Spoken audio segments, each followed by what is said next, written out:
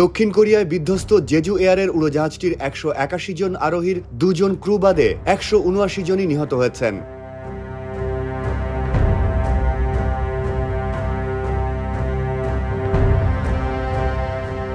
রোববার বার্তা সংস্থা রয়টার্সের প্রতিবেদনে জানানো হয়েছে, ভোরে থাইল্যান্ডের রাজধানী ব্যাংকক থেকে কোরিয়ার দক্ষিণ পশ্চিমাঞ্চলীয় শহর মুয়ানের উদ্দেশ্যে ছেড়ে যাওয়া উড়োজাহাজটি মুয়ান আন্তর্জাতিক বিমানবন্দরে অবতরণ করার সময় রানওয়ে থেকে ছিটকে গিয়ে একটি দেয়ালে ধাক্কা খায়। প্রাথমিকভাবে পাখির সঙ্গে ধাক্কা লাগা ও বৈরী আবহাওয়াকে এই দুর্ঘটনার কারণ বলে অভিহিত করেছে ফায়ার সার্ভিস।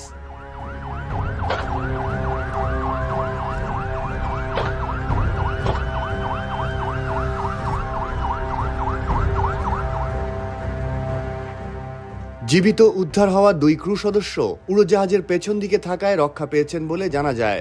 মুয়ানের ফায়ার সার্ভিসের এক বিবৃতিতে বলা হয়, উড়োজাহাজের বেশিরভাগ অংশ পুরোপুরি ধ্বংস হয়েছে এবং নিহতদের পরিচয় জানা বেশ কঠিন হয়ে পড়েছে।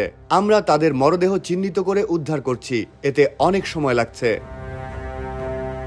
দেওয়ালের সঙ্গে ধাক্কা খাওয়ার পর আরোহীরা উড়োজাহাজ থেকে ছিটকে বাইরে পড়ে যান, যার ফলে কারো জীবিত থাকার সম্ভাবনা খুবই কম।